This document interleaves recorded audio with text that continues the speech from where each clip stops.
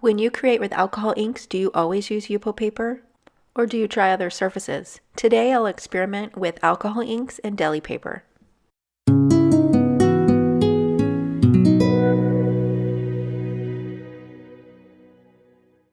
Welcome to another Color Connection with Amber video where I use the color palettes and the photo inspiration from the Inspiration Challenge to drive the designs for the card projects.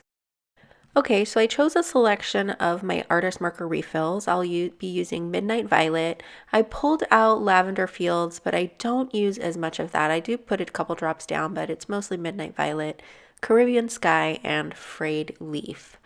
And I'm just going to start dropping these onto my glass mat here. And Frayed Leaf has a little bit more yellow in it once I got it onto the mat. So you'll see I'll put it down in a few different places, but I don't want it to mix with the Midnight Violet too much and create a brown. So I'm going to carefully place those next to each other. And then you'll see me insert some additional blue to kind of separate the purple and the green a little bit. You just want to be cautious of the colors that you're using and mixing so that you can prevent making mud or creating brown. Unless, of course, that's the look you're going for. Maybe you're doing a fall card and you want to create some browns in there. Then that's a good opportunity to start mixing your colors. I have an alcohol spray bottle here. You do want to be very careful when you're using alcohol inks, and especially when you're spraying. Normally what I do is put the alcohol into a dropper, like a pipette, and just drop the alcohol on. I love to read your comments, so be sure to let me know what you guys are creating, and be sure to like and subscribe, especially if you're enjoying this video or you're learning something new. The best way to show your appreciation is give a comment, give it a thumbs up, and subscribe. I'll give it a couple more puffs of air to mix those colors around. And then today I thought it would be fun to experiment with alcohol inks and deli paper.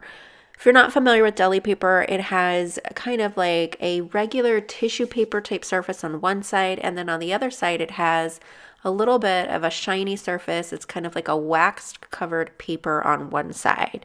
So here what I've done is I've put the waxy side down towards the alcohol ink, and I thought it would be fun to just kind of experiment with this and see what happens.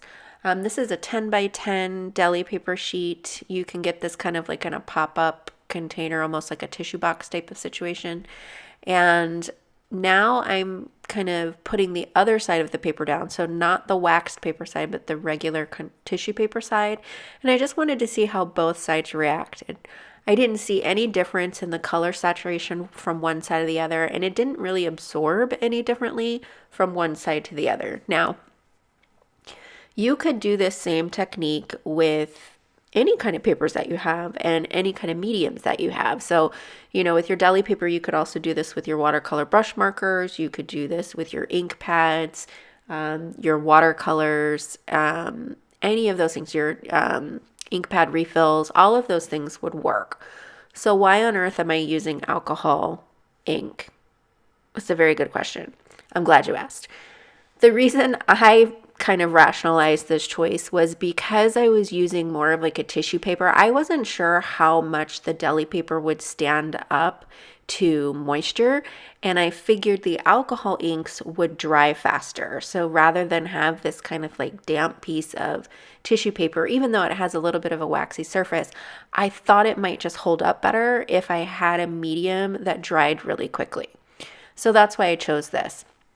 I'll just keep adding ink until I'm satisfied with the saturation, and here's the finished paper here. So I have a nice large sheet of colored paper. I'm going to clean up my work surface, and I also liked the idea of the little bit of translucency that deli paper offers. So I'm just going to tear this. I think I roughly want it about a 1/4 inch smaller all the way around, and I'm going slowly because I just haven't really decided what I want to do with this yet. So I have it now, and I'm kind of like, okay, now what now? Do you guys do this? Is this how you create? You kind of just experiment with something and then you have to figure out what to do with it. I decided to crinkle it up even more, and then I liked the dimension of that, so I thought I would just put little dabs of glue here and there and glue it down to the card front in a way that I would still have areas that were lifted up off of the page. So I'm just going to glue it down in about 5 spots. Here I have the Altenew Precision Glue Pin here. It's a rollerball pin, and you can just squeeze, like I'm squeezing it so that I can get a lot more glue out because I just wanted like some little blobs. The one nice thing about the deli paper is that you don't see this glue through the paper at all. So it's I kind of like it more than vellum, you guys. It has a similar semi-transparent look to it, but I don't know, it seems to hide the glue better. And then also I'm going to use the new dimensional foam tape later in the video, and you can't see that through this paper either. So I thought that was pretty cool. Okay, so if you guys caught the Altenew Educator blog hop that we just did, I cased my very first Altenew Educator submission. So it was a circle card. And as I was going back and looking through old blog posts and looking at different card designs, I came across my card design with Beautiful Day, and I love that stamp set, and I feel like I rarely ever use my older stamps. So I decided to pull it out for this project. So this is Beautiful Day. And I have the Obsidian Pigment ink, and I am stamping on the rougher side of the paper. So not the waxy side, but the more porous side of the paper. I decided to stamp a few on the colored paper that I have, and then also just on some just completely clean deli paper there. And then I was thinking that I would actually use the coordinating dies, but I decided it would look a lot nicer if I just tore the paper, kind of like with the other card. So you can see me go ahead and take the die off here, and I'll just tear around this leaf so it has some rough edges and adds a little bit more character to the images. I opted to just keep the leaves black and white so that they could stand apart from the flowers, because there's a lot of color going on those flowers. Also, of course, this doesn't totally match our inspiration photo color palette. So our inspiration photo had purple, blue, and green in it, and you can see that the Midnight Violet, although it's purple, really turned a lot more pink than anything else once it was watered down with a little bit more alcohol. So here I was trying to decide what to do with this crinkled up panel over here. This is crazy. I don't like that at all. There's way too much going on, so much color in the background, and then the flowers on top. I don't like it. So I took that off and decided to just use Mega You die and Mega Greetings 2 sentiment underneath there to say you can do it. Super simple card.